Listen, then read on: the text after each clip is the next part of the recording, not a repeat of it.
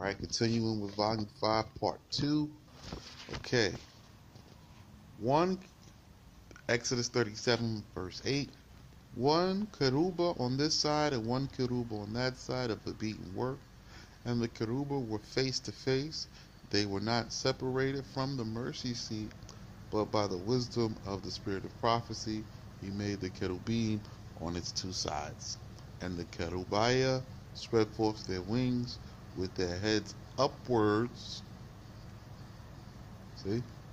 They're standing up at attention, overshadowing the mercy seat with their wings, and their faces towards each other over against the mercy seat were the faces of the cherubia. See?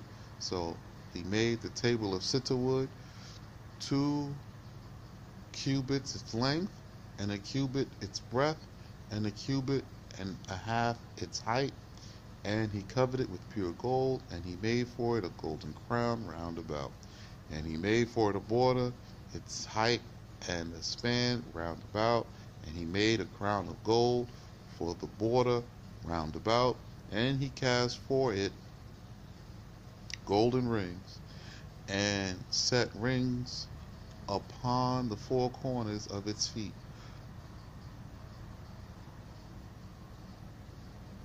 Over against the border were the rings, the place for the staves in carrying the table. And he made staves of cedar wood, and covered them with gold for carrying the table. And he made the vessels to be upon the table, its dishes, and its bowls, and its measures, and its cups, and the lavings of pure gold. And he made the candelabrum of pure gold. Beaten made he the candelabrum, its base, and its shafts, its cups, its apples, and its lilies were of the same.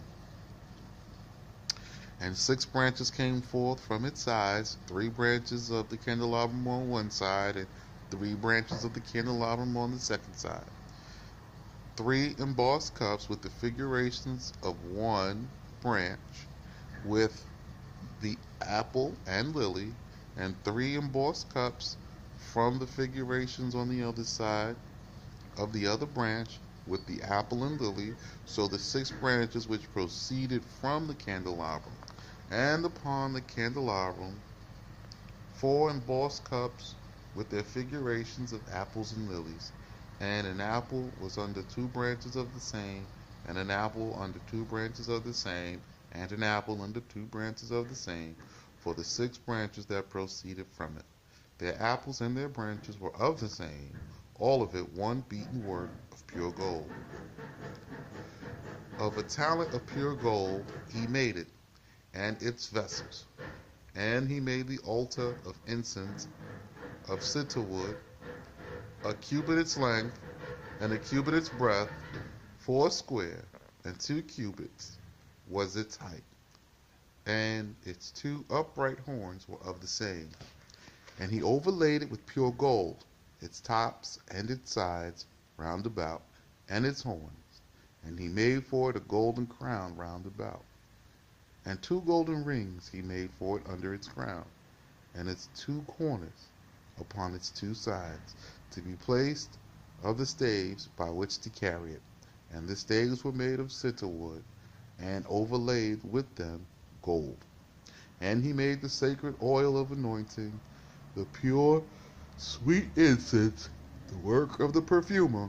And he made the altar of burnt offerings of cedar wood, 5 cubits its length, and 5 cubits its breadth, 4 square, and 3 cubits its height. And he made horns upon the 4 corners. Of the same were its horns stretching upward. So the horns were stretched upwards. They're not curved. You see, they just stretch upward. So you'll see the model of this horn that tells Shaver. All right, when you come in for the tours, we show you what upwards horns looks like. All right, so we're stretched upwards, and he covered it with brass. So again, this is the brazen altar. And he made all the vessels of the altar, the pots, and the cleaners, and the basins, the flesh hooks, and the pans. All the vessels made he of brass.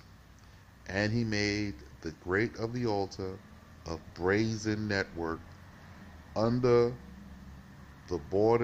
under the border beneath, reaching to the middle of it, to receive the cinders and the bones that fell from the altar.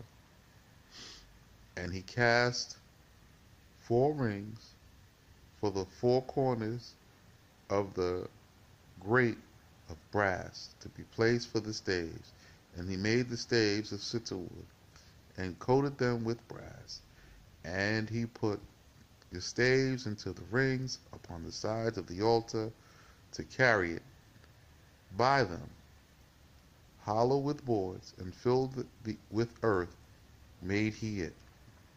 And he made the brazen laver and its foundation of brass, from it the brazen mirrors of the pious women who at the season came to pray at the door of the tabernacle of appointment.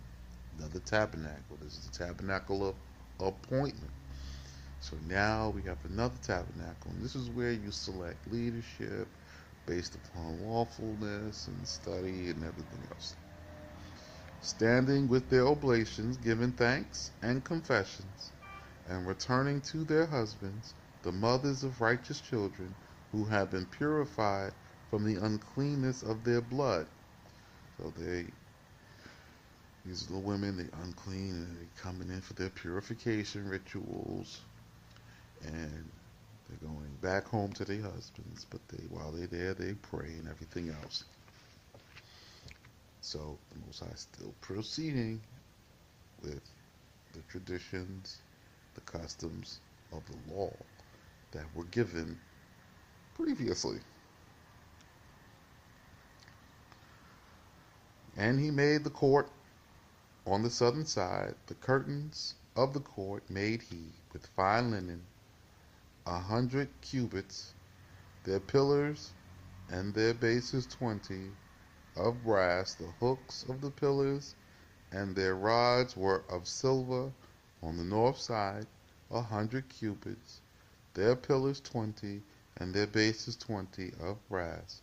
The hooks of the pillars and their rods were of silver.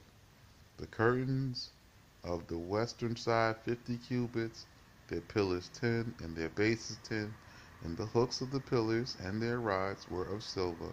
And on the east side eastward 50 cubits, and the curtains were 15 cubits on the side, and their pillars 3, and their bases 3. Okay, I'm going to pick it up in the next video.